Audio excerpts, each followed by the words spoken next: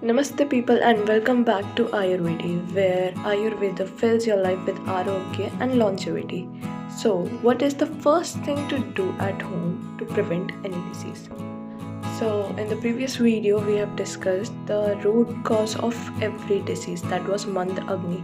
So, to know about Mand Agni, how it works, what are the symptoms that you get when you have Mand Agni, check out the previous video. इस video में हम बात करने वाले हैं कि अग्नि को बैलेंस कैसे कर सकते हैं। तो इसके लिए एक चीज़ वो है जो आपको अवॉइड करनी है और एक चीज़ जो आपको करनी है। तो आपने अक्सर देखा होगा कि बड़े बुज़ुर्गों की जब भी तबीयत ख़राब होती थी वह पहली चीज़ जो करते थे वो था खाना स्किप करना। तो आयुर्वेद में भी it is the first treatment लंघनम परम औषधम।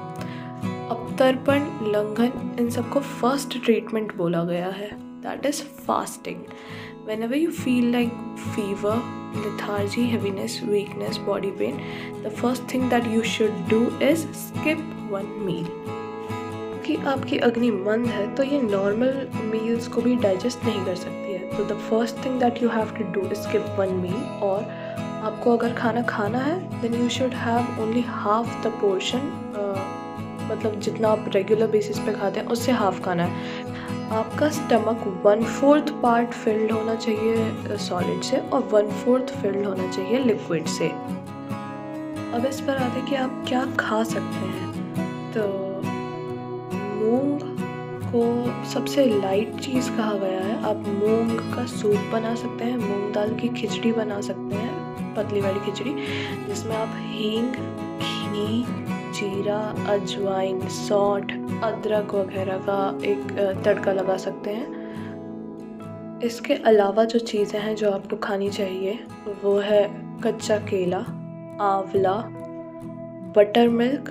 बटर मिल्क भी सेंधा नमक के साथ या काले नमक के साथ। इसके अलावा पुराना चावल, बथुआ, नीम, परवल, बैंगन।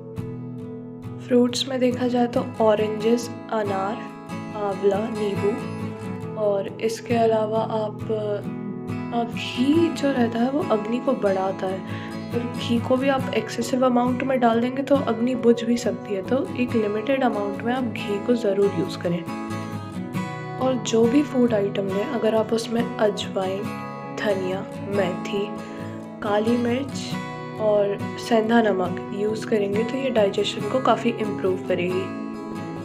इसके बाद जो चीज़ें आपको अवॉइड करनी चाहिए वो है दूध, पनीर और तला हुआ खाना, मीठा खाना, ऐसा खाना जो स्लाइमी हो जैसे कि तिल वाली चीज़ें।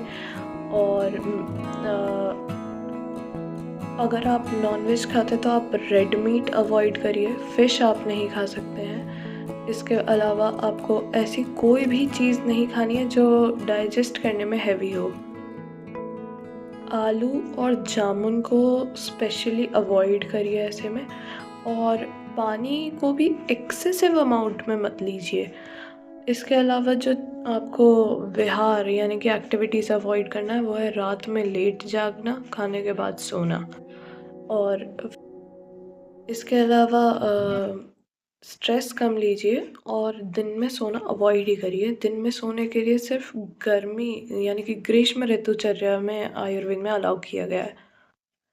ये सभी चीज़ें फॉलो करने पर आप एक प्रिवेंटिव एस्पेक्ट से डिसीज़ को उसकी अर्ली स्टेज दैट इज़ पूर्व रूप अवस्था में ही स्टॉप कर सकते हैं। But if the symptoms increase you should surely visit a physician और any Ayurveda consultant nearby. इन वीडियोस को अपने फैमिली मेम्बर्स के साथ शेयर करिए, अपने पेरेंट्स के साथ शेयर करिए ताकि वो होम रेमेडीज़ से ही अर्ली स्टेज पे डिसीज़ेस को ख़त्म कर सकें।